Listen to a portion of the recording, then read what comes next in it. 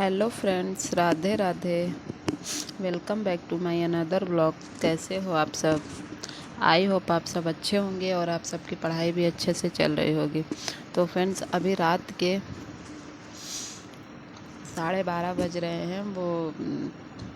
मैं एक बार पढ़ाई करने के बाद फिर से अपने बाबू को सुलाने लगी थी और उसको सुला करके अभी वो जग गया था, एक बार सो गया था फिर जग गया था।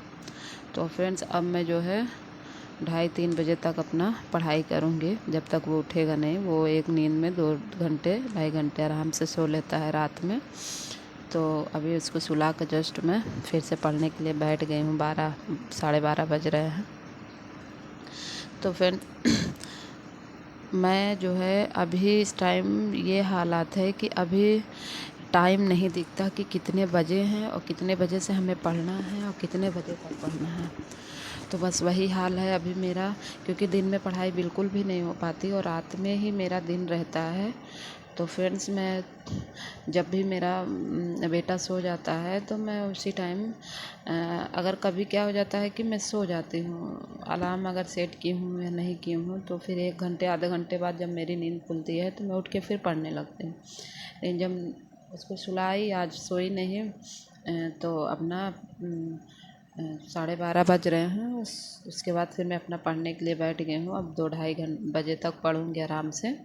तो 2:30 बजे तक तो नींद नहीं आएगी, उसके बाद फिर नींद आएगी जब बहुत कस के नींद आती है कि बस अब जो है बिल्कुल मतलब पढ़ाई बिल्कुल पढ़ ही नहीं पाते, दम गिर जाती हूँ, तब उस टाइम मैं सोती हूँ। और फ्रेंड्स, मैं डेली का मेरा रहता है कि मैं सिर्फ 20 मिनट या 25 मिनट सोऊंगी फिर उठ जाऊंगी। तो ऐसा नहीं हो पाता है, अगर अलार्म लगाए रहती हूँ तो भी नहीं हो पाता फ्रेंड्स। बहुत मुश्किल होता है। कि आप लोग के साथ भी ऐसा होता है? मैं तो ये सोचती हूँ कि मैं रात में एकदम कम से कम सोऊं भी ना। बहुत ज़्यादा नींद आ रही है तो फिर पावर नैप ले लूँ, लेकिन नहीं हो पा रहा है। फ्रेंड, दिन में बिल्कुल आराम भी नहीं करती, इसलिए अभी शरीर एकदम बॉडी थकी थकी सी रहती है।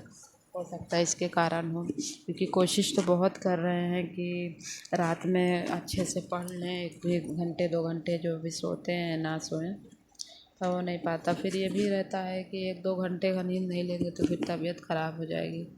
और जो कि अभी इस टाइम बिल्कुल भी तबीयत ख़राब नहीं करना है, नहीं तो फिर जो थोड़ा बहुत पढ़ाई हो पा रही वो भी नहीं हो पाएगी।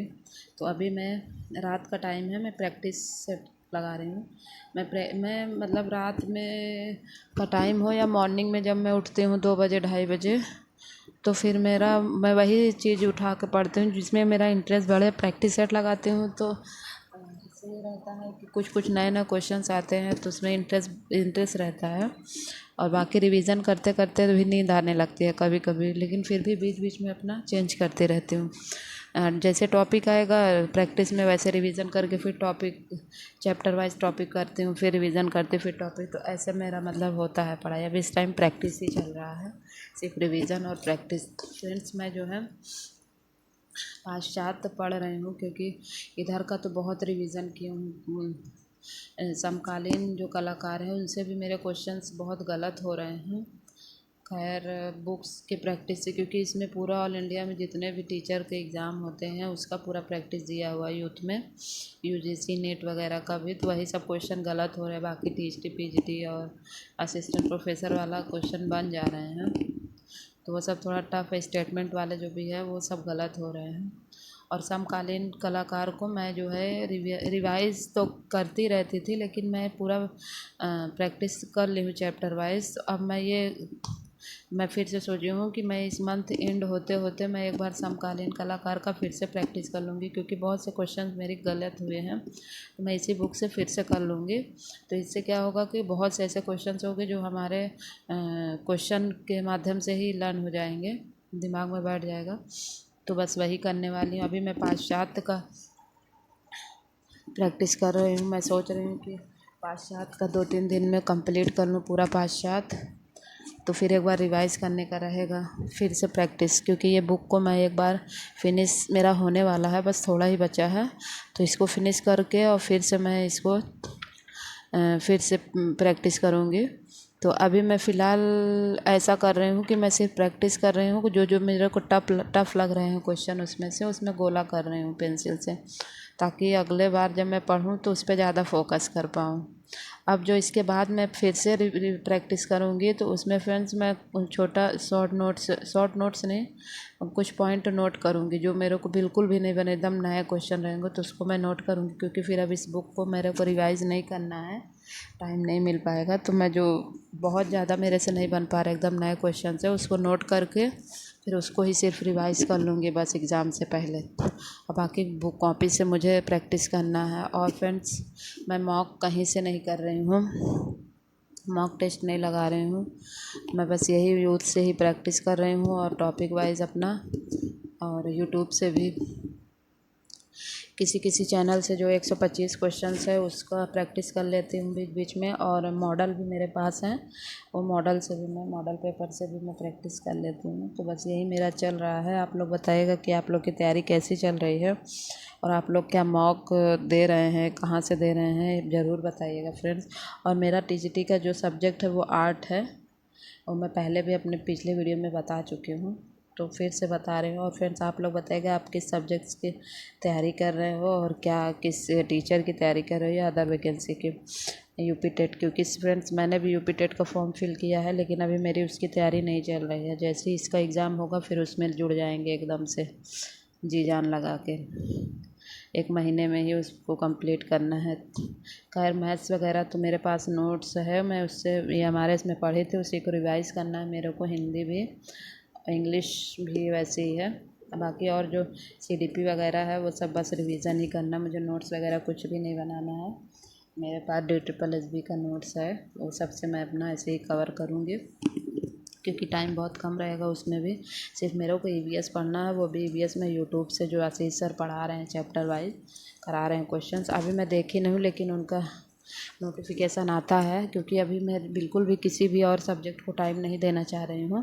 बस मेरा एक फुल फोकस है टीजीटी आर्ट को लेकर के, तो इसलिए मैं अभी किसी भी चीज़ की तरफ ताका झाकी नहीं कर रही हूँ, और करना भी नहीं चाहिए, क्योंकि अभी एक ही चीज़ पे फोकस करें तो ज़्यादा अच्छा है।